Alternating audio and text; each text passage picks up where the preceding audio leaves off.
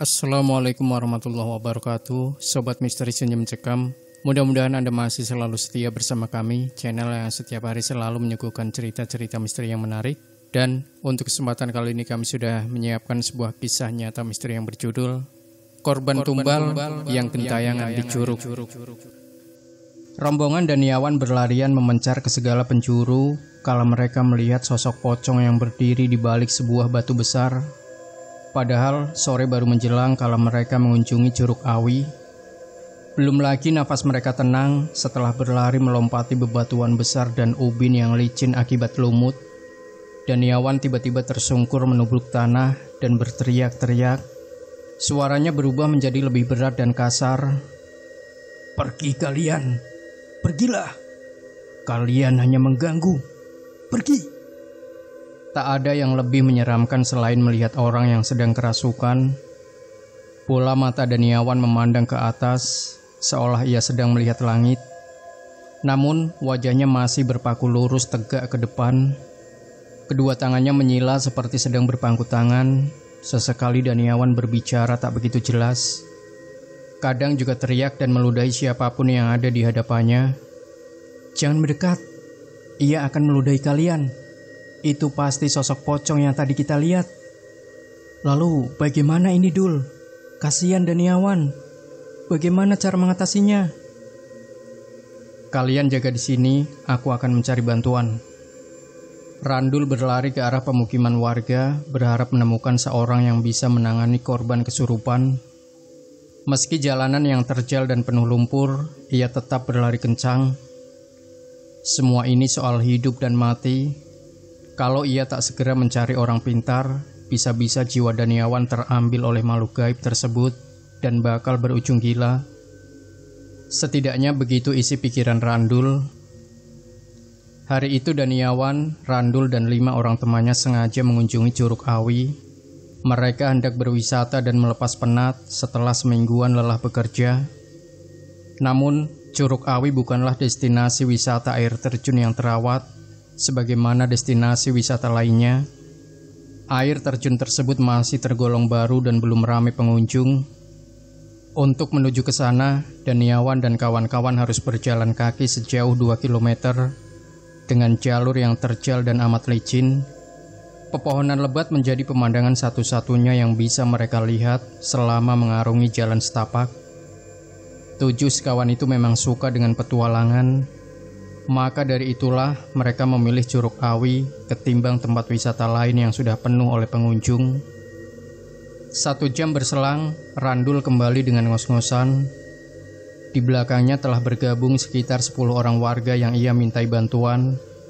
Salah satu di antara kelompok warga di sana adalah seorang dukun yang sudah tahu alam metafisika di sekitar Curug Awi. Nama dukun tersebut adalah Ki Dawuh. Boleh dibilang Ki Dawuh adalah juru kunci di kampung sekitar Curug Awi. Warga juga sudah percaya dengan kemampuannya. Setelah hampir 2 jam melakukan pertarungan dengan makhluk gaib yang merasuki Daniawan, sekujur tubuh Ki Dawuh penuh dengan keringat. Daniawan pun sudah berangsur sadar meski masih tampak begitu lemas. Mereka tak lagi berada di sekitar air terjun Curug Awi. Kini Daniawan, Randul beserta kawan-kawannya telah dievakuasi ke rumah Ki Dawuh. Ke-7 orang tersebut juga telah dimandikan oleh air mantra Ki Dawuh agar terhindar dari serangan susulan. Siapakah makhluk gaib itu, Ki? Apakah ia tak akan mengganggu kampung kita? Tutur Komar, kepala dusun yang turut membantu mengevakuasi Daniawan dan kawan-kawannya. Selama curug itu tak lagi dikunjungi, ia tak akan berbuat apa-apa. Jadi ada baiknya jika kita menutup jalur menuju Curug Awi agar tak terjadi hal-hal yang tak diinginkan. Baiklah Ki, para warga juga sudah sepakat akan menutup jalurnya karena memang selalu ada kejadian tak terduga di curug tersebut. Memangnya kalau boleh tahu, mengapa pocong tersebut menghuni air terjun itu, Ki? Randul memberanikan diri untuk bertanya. Ia adalah korban pesugihan yang tewas 70 tahun lalu di sana. Makhluk itu tak mau memberitahukan namanya kepadaku, namun ia telah menceritakan semua keinginan dan masa lalunya. Dahulu, seorang pria bermimpi untuk menjadi kaya agar bisa melunasi semua utangnya yang sulit sekali ia lunasi.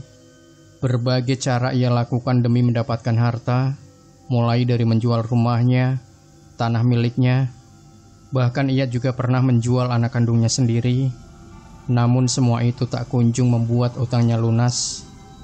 Lalu salah seorang temannya menyarankan agar ia mengamalkan pesugihan agar cepat mendapatkan harta.